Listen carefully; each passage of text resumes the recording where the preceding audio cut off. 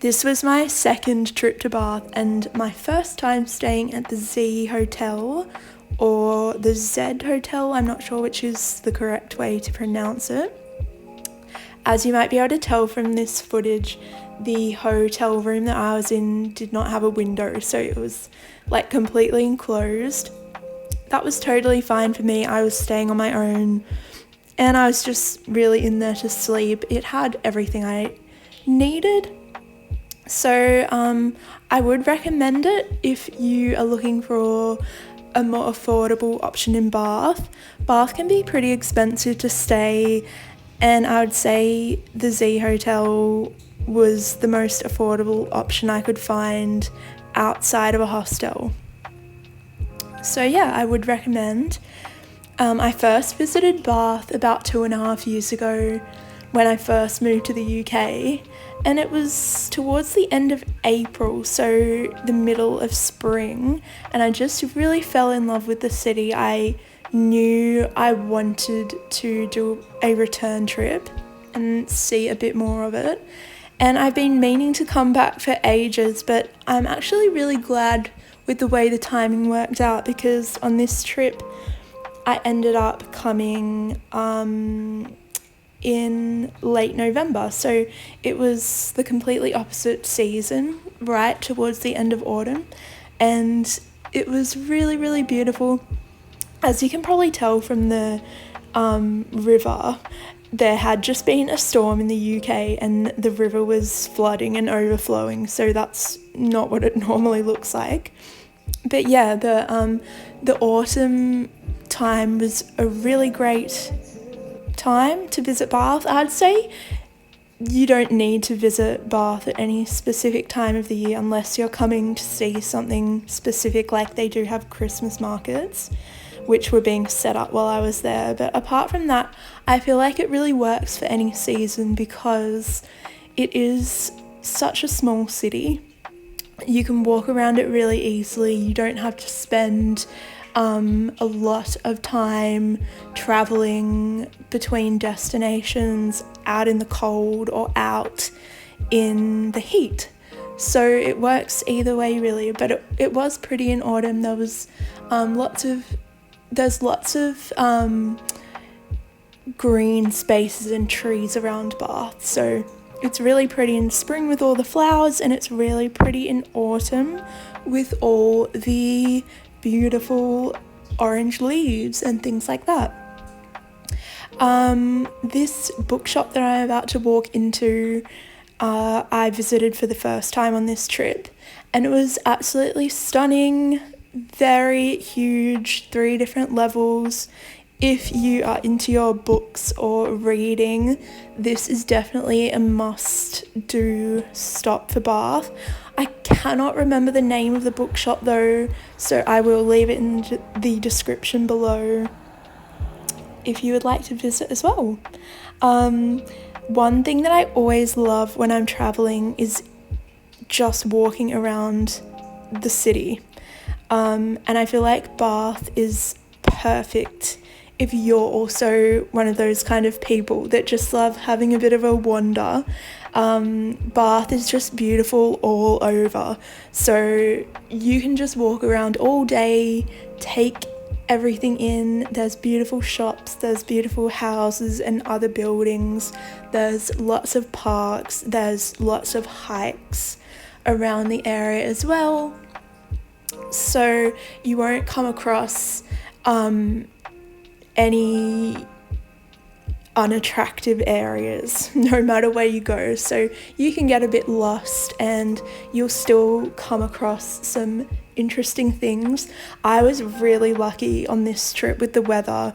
I had just blue skies the whole main day that I was there, and then the following day it was a little bit grey, but it didn't rain at all, which was the main thing.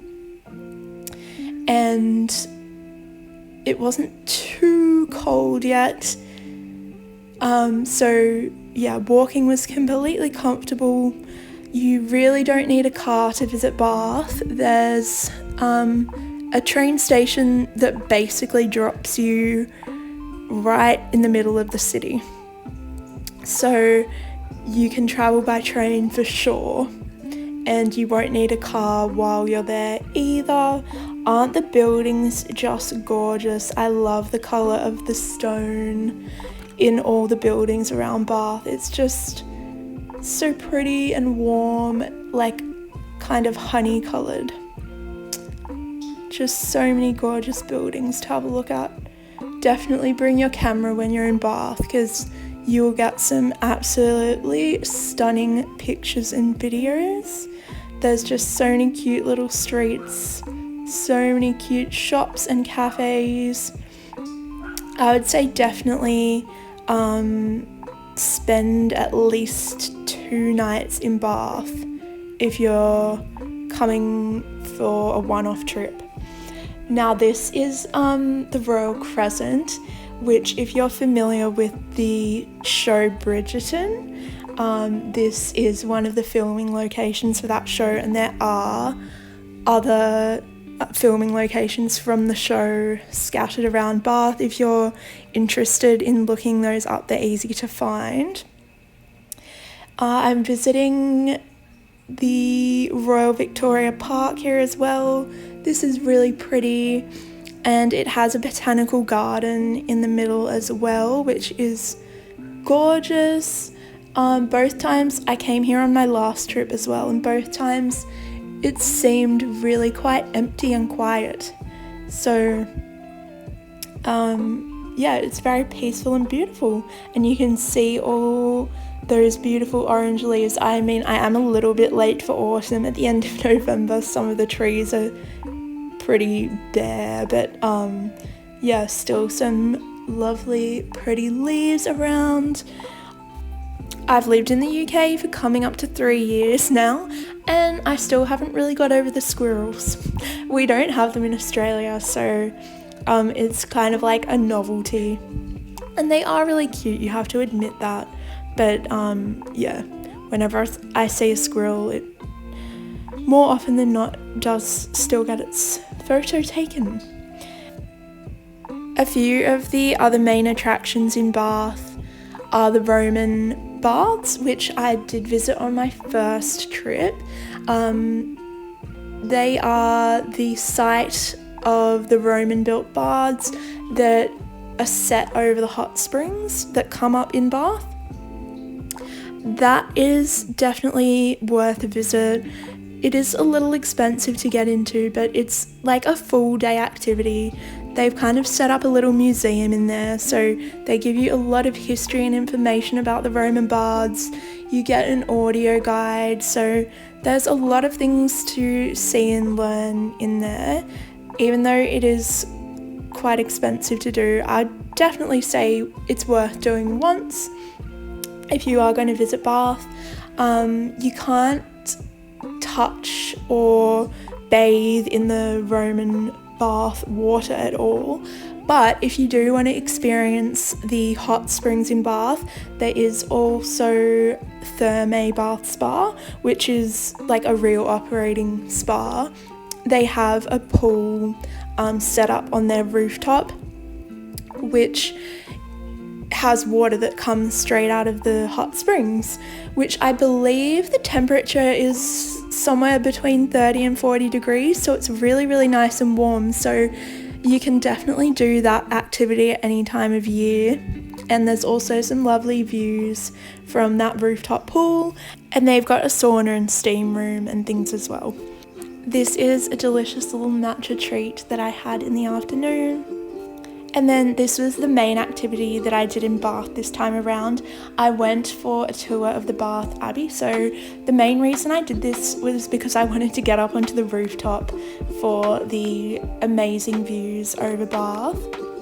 But it turned out that the tour guide was actually really, really interesting as well. They took us up into the clock tower and the bell tower, and they were telling us the history of the bells and the clock, and you kind of had to climb up these really steep spiraling stairs and like crawl through the ceiling space of the abbey. And I don't know, there's just something about doing those things that makes you feel like you have got to know the city so much better. So that is everything. I hope I've inspired you to visit Bath. Thanks for watching.